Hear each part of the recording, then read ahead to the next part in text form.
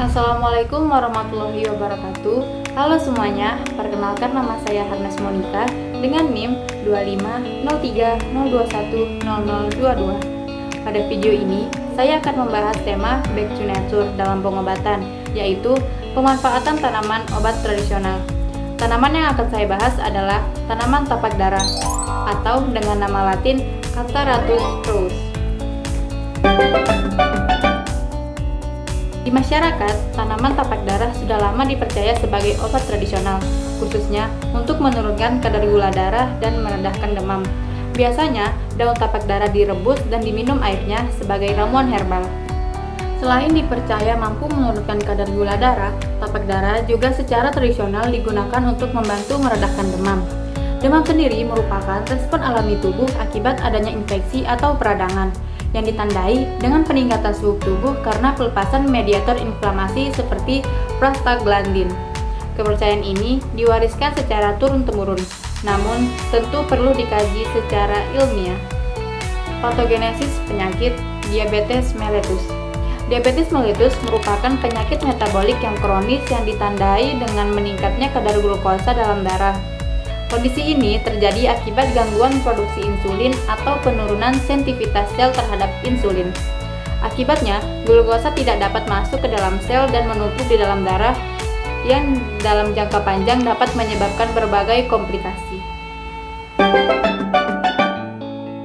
Tapak darah memiliki nama latin Cataratus rose dan termasuk dalam famili Apocynaceae. Tanaman ini memiliki batang kecil, daun berbentuk lonjong berwarna hijau mengkilap, serta bunga berwarna putih atau merah muda. Tanaman tapak dara mudah ditemukan di pekarangan rumah dan tumbuh dengan baik di daerah tropis seperti Indonesia. Kandungan kimia aktif yang terdapat dalam tanaman tapak dara. Secara farmakologi, tapak dara mengandung berbagai senyawa aktif, terutama alkaloid indol seperti vincristin, vinlabastin, dan vindolin, serta senyawa lainnya seperti flavonoid, saponin, dan tanin. Beberapa senyawa aktif dalam tapak dara seperti flavonoid dan alkaloid diketahui memiliki aktivitas antiinflamasi dan antioksidan.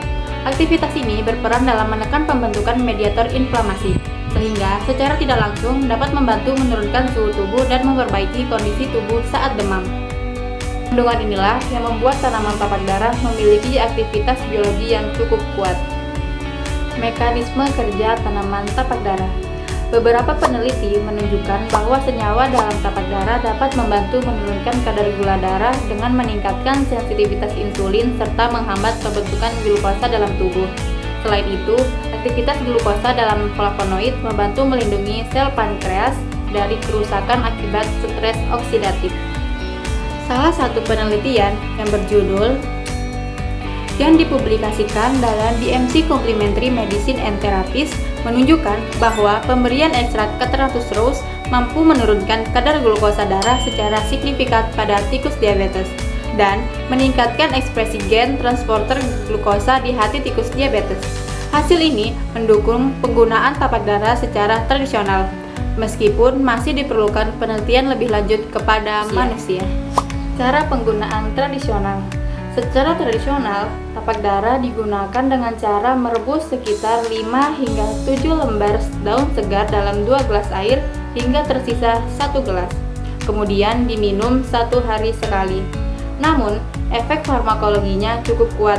Penggunaannya tidak dianjurkan tanpa pengawasan tenaga kesehatan.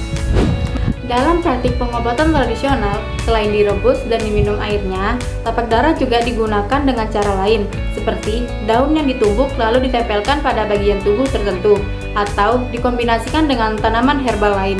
Namun, cara-cara ini masih bersifat empiris dan belum sepenuhnya didukung oleh bukti ilmiah yang kuat.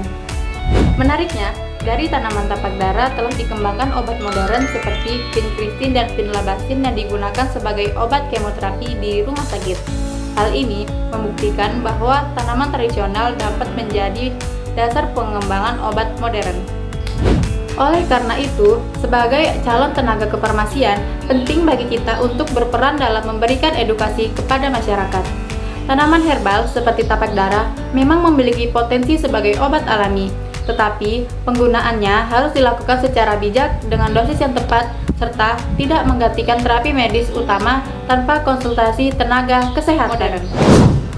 Kesimpulannya, back to nature bukan berarti kembali ke pengobatan tanpa aturan, tetapi memanfaatkan bahan alam secara ilmiah, aman, dan rasional. Tapak darah memiliki potensi besar, namun penggunaannya harus tetap disertai edukasi dan pengawasan tenaga kesehatan.